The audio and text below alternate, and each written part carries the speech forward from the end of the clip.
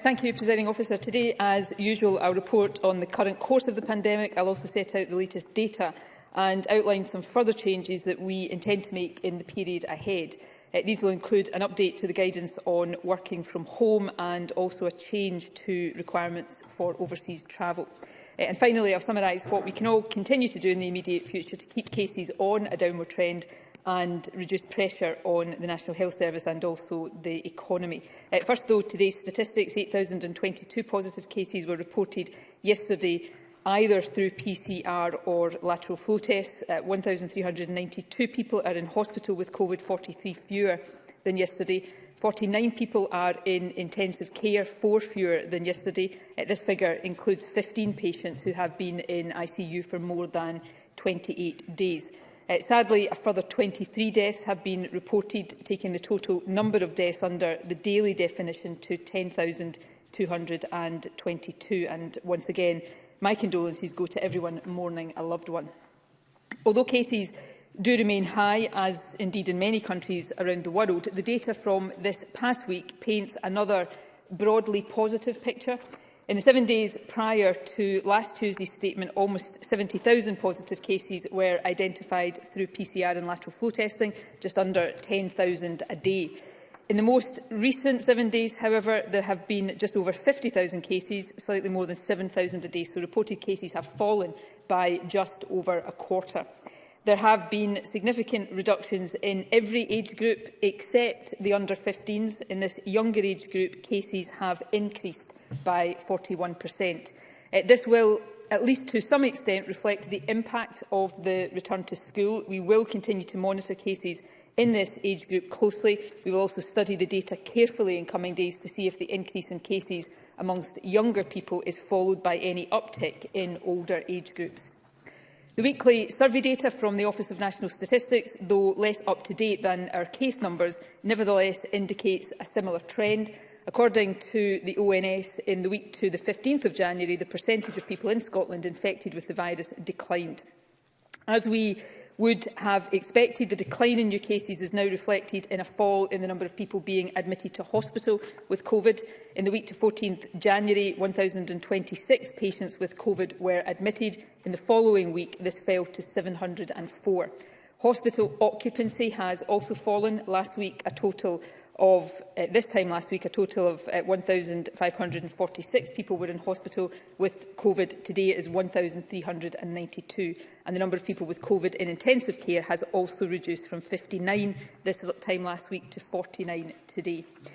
This significantly improved situation gave us the confidence yesterday to lift most of the remaining protective measures that were introduced before Christmas in response to Omicron.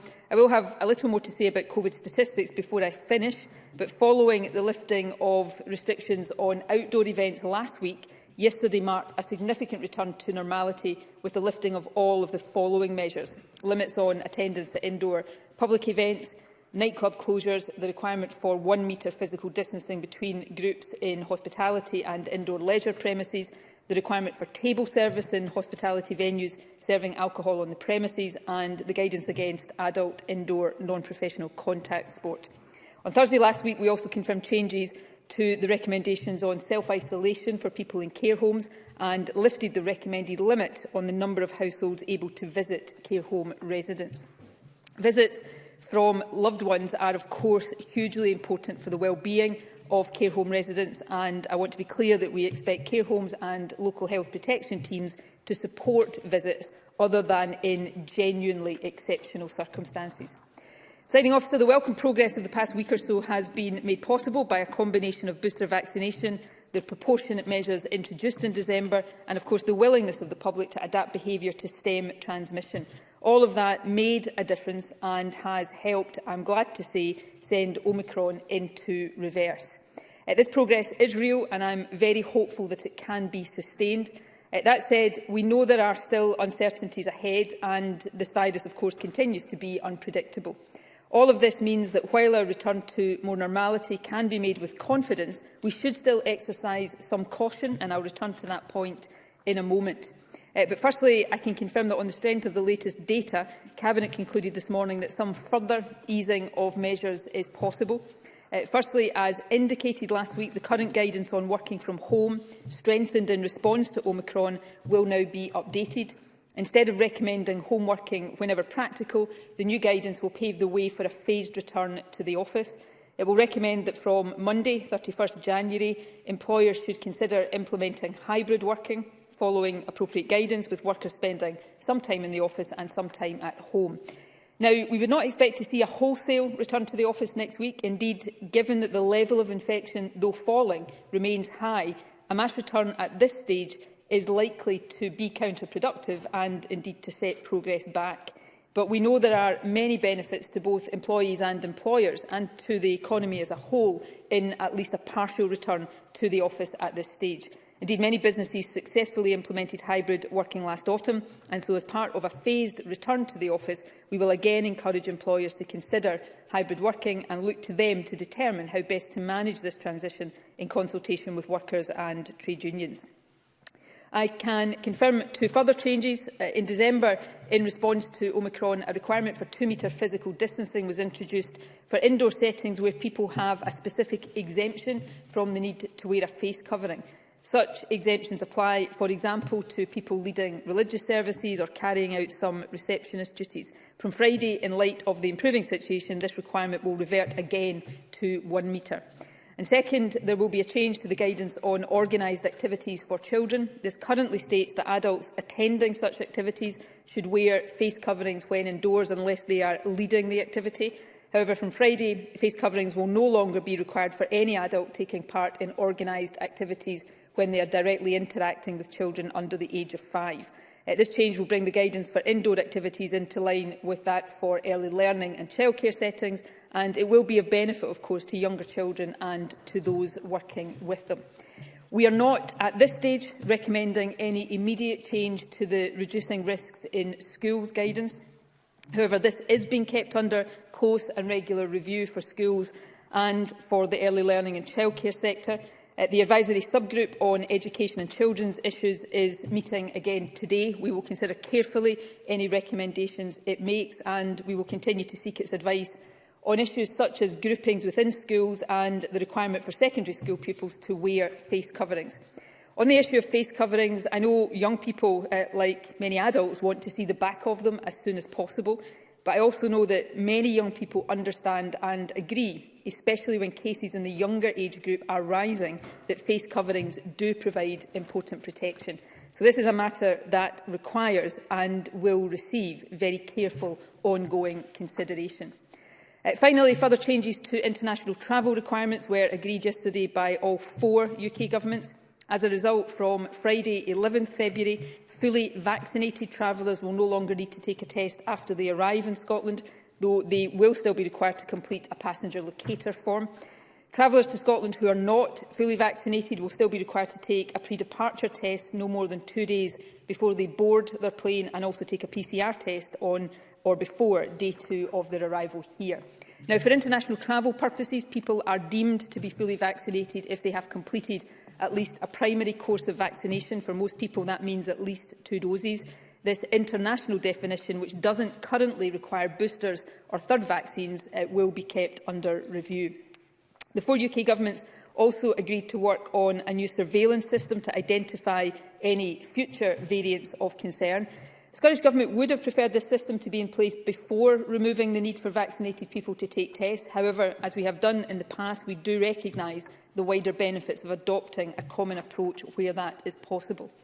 While these changes will be very welcome to travellers and, of course, to the travel industry, it is important and, I think, responsible to point out that no government can completely rule out having to tighten travel requirements again if certain circumstances, most obviously another new variant, were to arise.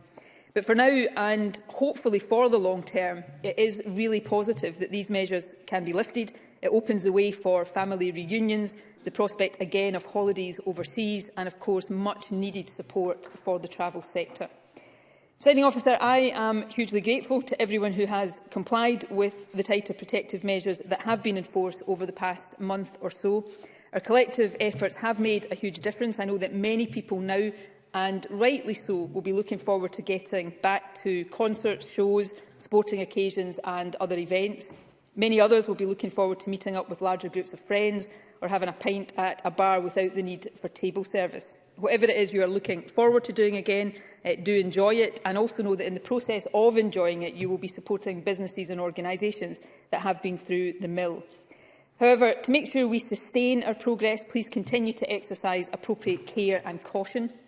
The level of infection, though declining overall, is still high, with around 7,000 cases a day being confirmed just now. Indeed, the decline may be starting to plateau, and also, as I reported earlier, cases in the under-15s are actually rising. Also, hundreds of people with COVID are still being admitted to hospital each week, which means the NHS is still under immense pressure. We can say, without fear of contradiction, I think, that this is the toughest winter the NHS has ever faced. And we know that, however welcome any lifting of protective measures that have helped stem transmission can lead to an uptick in cases in the weeks that follow. So all of this demands a degree of continued caution, even as we do enjoy a return to pre-Omicron normality. So for the rest of the month, at least, even though there are no longer any recommended upper limits, do try to keep indoor social gatherings as small as circumstances allow, and please continue to comply with all of the baseline protective measures that remain in force. Continuing, for example, to wear face coverings indoors and on public transport can help all of us to stay safe while we travel and meet up more. So will taking lateral flow tests before meeting up with others. Please continue to do this. All of these basic measures help us protect each other while getting on with daily life. And, of course, they are especially important for the protection of those at highest clinical risk from COVID. Indeed, this week marks the introduction of a further initiative designed to help people who need extra support to get out and about with more confidence. The Distance Aware scheme is intended to help people who might be worried about going out. Badges and lanyards with the Distance Aware logo will be available to anyone who wants one, and will indicate to other people that the person wearing the logo would like a bit of extra space and a bit more care taken around them. The badges and lanyards are available free at mobile and community libraries across the country this week, and badges are also available in most Asda supermarkets. They're also available online from some participating charities. So if you or anyone you know is nervous or worried about being out and about again, and if you would feel safer with a bit more space around you, please do get a Distance Aware badge or lanyard. And for everyone else, if you see someone wearing this badge or lanyard, do give them the space and consideration that they are asking for. This is, I think, another small but really important way of helping each other through this situation that does remain difficult, challenging and stressful for many. Presiding Officer, finally, let me stress again that vaccination continues to be the cornerstone of our battle against COVID. The very high vaccination rates achieved so far have helped us considerably on our path back to normality. From this week, 5 to 11-year-olds with specific medical conditions are being invited for vaccine appointments. Parents and carers will either receive a letter inviting them to call the national phone line or a letter direct from their local health board. The types of medical conditions that make children eligible for the vaccine are set out at NHS Inform, and a leaflet will be made available in advance of appointments with answers to questions that parents and carers might have. There's also, as I indicated last week, a self-help guide on the NHS Inform website, which young people, parents and carers can use to check eligibility for the vaccine. In addition, reminder letters have been sent to 12 to 17-year-olds who are yet to complete their primary course of 2 doses, and we are preparing to send scheduled appointments for February to any remaining 18 to 59-year-olds who are yet to be boosted. 16 and 17-year-olds can also book boosters as soon as they approach 12 weeks from their second dose. I would take this opportunity again to urge anyone who is eligible for a primary dose or a booster who hasn't yet had it to please get it as soon as possible. Hospital data continues to show, even when it's adjusted for age, that someone not fully vaccinated is considerably more likely to require hospital treatment than someone who has had a booster or third dose. Being fully vaccinated is the single most important thing any of us can do to protect ourselves, to protect others and, of course, to protect the National Health Service. Presiding Officer, we are also, as I set out last week, continuing to consider the adaptations that might be necessary in future to help us manage the virus more sustainably and less restrictively. We will consult on and publish the updated strategic framework in the coming weeks. In doing so, we will take careful account of the developing international evidence as well as the data here. I was struck by remarks made by the head of the World Health Organization yesterday. He said, and I quote, "Learning to live with COVID cannot mean that we give this virus a free ride." He also warned, and again I'm quoting, that globally the conditions are ideal for more variants to emerge. It is clear, therefore, that we must continue to learn from experience and we must be prepared to adapt to a range of different circumstances. And on that point, I want to address directly a claim made in recent weeks by some opposition members to the effect that the protective measures here introduced in response to Omicron were unnecessary and that data shows that Scotland's more cautious approach achieved no more than England's less protective approach. In response, I told Parliament last week that, and again I quote, "The ONS figures this week show that infection levels in England are over 20% higher than those in Scotland." Willie Rennie issued a furious press release on the back of this, saying that I had twisted the data. He also reported me to the impartial chair of the UK Statistics Authority. I'm pleased to say that he has now written back to Mr Rennie. Oddly, as far as I'm aware, Mr Rennie has not press released the reply. So David Norgrove, the chair of the UK Statistics Authority, says in his reply that I, again quoting, correctly stated that the figure for England was more than 20% higher than the figure for Scotland. But he goes further than that. While acknowledging that there are other equally accurate ways to cite the statistics, he concludes as follows. The data does suggest that the rate of infection is lower in Scotland than in England.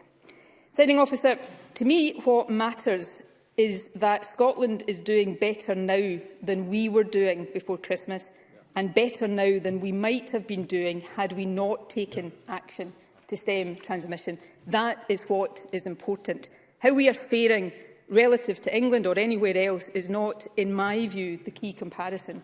But given that others have sought to draw that comparison inaccurately in an attempt to undermine confidence in the Scottish Government's decisions, I hope all members will now accept the conclusion of the chair of the UK Statistics Authority that the data I cited was indeed accurate. Members. At this stage, as protective measures ease and we head into spring, there are very good grounds to be optimistic that we are again on the cusp of a calmer phase of the pandemic. We can all help ensure that the waters remain calm by taking the sensible steps we know help stem transmission.